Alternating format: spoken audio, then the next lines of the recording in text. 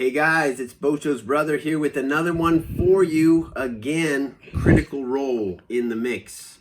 We have Tal'Dorei Campaign Setting. I have another video I did on that one with Exandria and Wildmount. But, you know, as a buyer, I wasn't sure. Should I get the Tal'Dorei Reborn campaign setting, and what are the differences? Well, that's what we're here to talk about today. I'll just be kind of brief with you, run you through the differences between the two books, and then maybe you can make an educated purchase yourself, decide what you want. The first differences you'll notice are the size. The original campaign setting is this one here on the right, and the new one is the one here on the left. Now, so it's about double the size, but that's also due to the font size and some things like that. So it's not that you get double the content, but with that being said, I'll also point out the coloration they chose. It was quite different as well. On this one, you have a lot more of mud red, orange, and green. If I flip you through here, there's the Chroma Conclave. That's another thing about this book. This book takes place when they were about halfway through season 1, and they were taking on these 4 dragons from, or 5 dragons, I'm not sure how many there were, from the Chroma Conclave here. And so they hadn't gotten all the way through that campaign. This book was made in around 2017, and this book was made just recently, just this last year, and so they know everything that's happened in the campaign. And the coloration you'll see is quite different. They're using wine red, cherry blossom fuchsias, and violet colors. You'll see here. And the art, you get some new art in this one that you didn't get in the other one, like this piece here. Although in the original, you get a few art pieces that aren't in this book here. You'll also notice this one came with a map kind of separately here in the back. Well, this map is in the inlay here and here, but there's also a map that came with it. So, Exandria is the world, and this is a continent called Tal'Dorei, which was in campaign 1. And this is the map that comes with the original Tal'Dorei campaign setting. And if you'll just take a look with me here, this book arrived with the map inside of this nice little envelope inlay. So they both start off fairly similar with an introduction, a nice little welcoming note from Matt Mercer in the beginning. This one's really nice. This one, they were just starting out. And then this one jumps right away into the history of the calamity and the history of Tal'Dorei, and is about 8 or 9 pages of that. Whereas this one, we'll just look at the beautiful art piece you have here. And the font layout you see here. There's those cherry blossom colors I was talking about. So, and here's the Pantheon, see? And they're using the same kind of logos the gods have, their symbols, in each of the books. Here, you see these symbols? Do you recognize them on this side and that side? They're beautiful. This is something you could have on a t-shirt. Look, there's the Raven Queen in this one. And let's see if we find the Raven Queen here in this one. So all of that is similar, and I found that the text in a little bit is copy and pasted from the original, but then they've also rewritten some text or added text, given that the world is expanded and there's more knowledge now. This one goes straight into 7 pages on races. This one, the races come in a bit later. And so you go from the pantheon of the gods to the factions that you could be joining with. You have like the Ashari. Here's the Ashari. And it gives you their goals and the relationships that you could have in there. And then you have a few figures of interest, some NPCs you could run into. And for example, in this book, they added, I believe, this one, Vilja, who escaped death. That's not in this original book.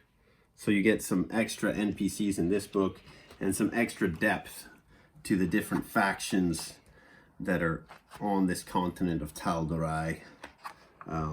The Golden Grin, for example. So a lot more on factions in this one than in the original book. And that's about 21 pages of factions and NPCs, figures of interest. And then you get up to page 65 here. I'm just going to kind of focus on this book because this is the new one. You already have seen maybe this one in my other video.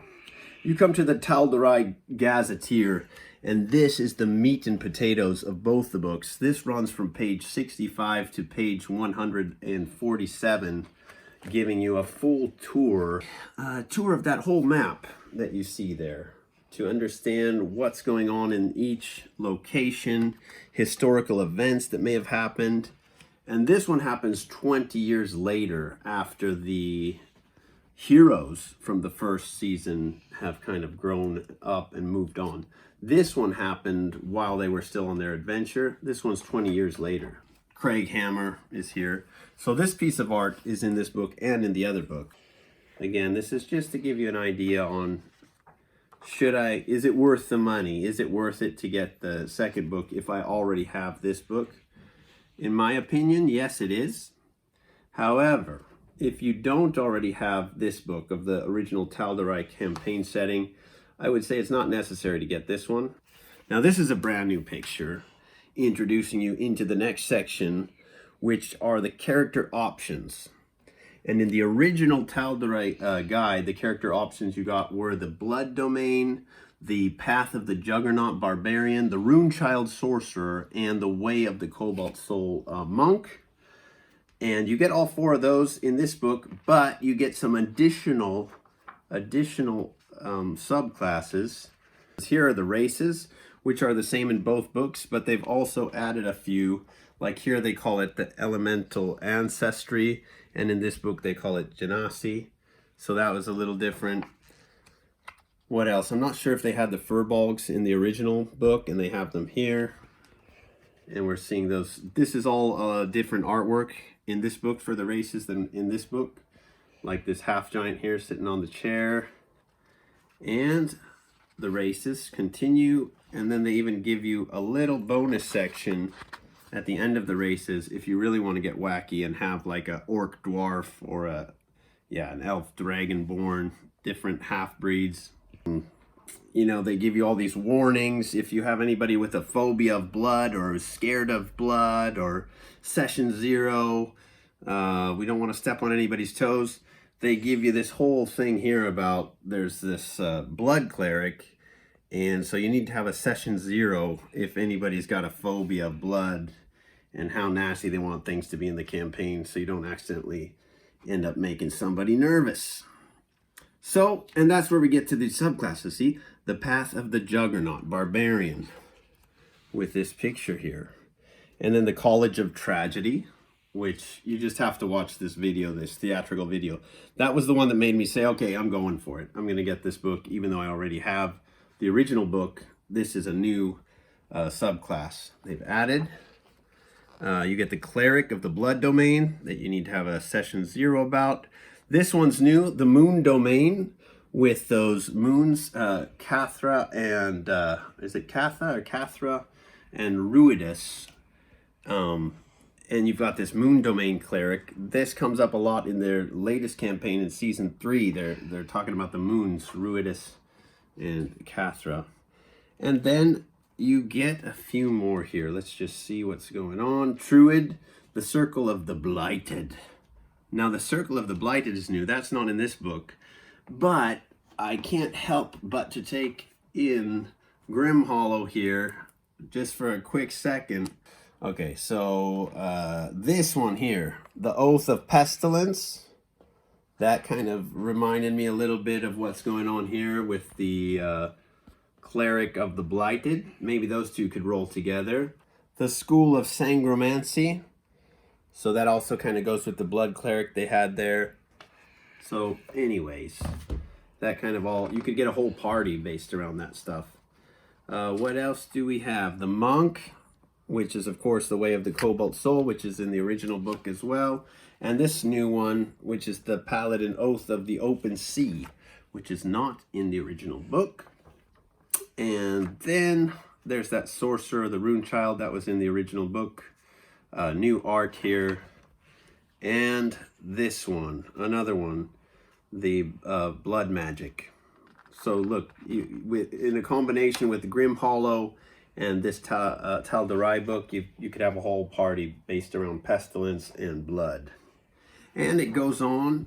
You have the factions, the backgrounds, the Ashari background, the different factions that you could have been a part of in the backgrounds that go on here. And this one is new, that you don't have this one in the other book here. This is called the Whitestone Rifle Corps. So that would be cool, kind of a Percy thing with the rifles and the guns. And they've also added these background, roll on a background to see what your backstory is kind of thing going on. In this book, they just say Fate Touched, and in the new one, you get Supernatural Blessing, Fate Touched. So these are the small details that you'll see in the differences of the books. New magical weapons. So you get a total of 17 new magical items plus 4 new Ashari tools and vehicles. Here you get these new vehicles like the flying machine, stuff like that. So that's like 17 new magic items, 4 new kind of tools and vehicles, and then you get 17 vestiges of divergence, whereas in the original book there are 16 vestiges of divergence.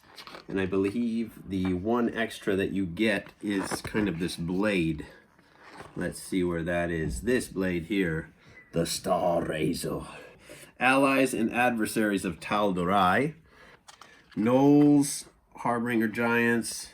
So lots of background. And then you start to get some monsters and creatures with their actual stat blocks. And that's been expanded from the original book. And then here you get Vox Machina. Starting off with Grog, Strongjaw, and his character sheet. And then you get Keyleth, the Druid, her character sheet. Then you get Percy and Vexalia with new artwork and everything, along with their character sheets. And then you get Pike, the Paladin, or was it a Cleric? It was a Pike the Cleric, that's right. Her character sheet. You get Scanlan with his silly portrait here, his character sheet. They give them a CR rating and everything, so they could be allies or adversaries. Then you get Tyrion Darrington. That guy was so funny. That was when Pike went out, or that was when Scanlan went out for a little while. And at the very end, the champion of ravens here, Vex. Or is it Vax? Yeah, it's Vax. The book also does come with this fun kind of bookmarker that this one didn't have.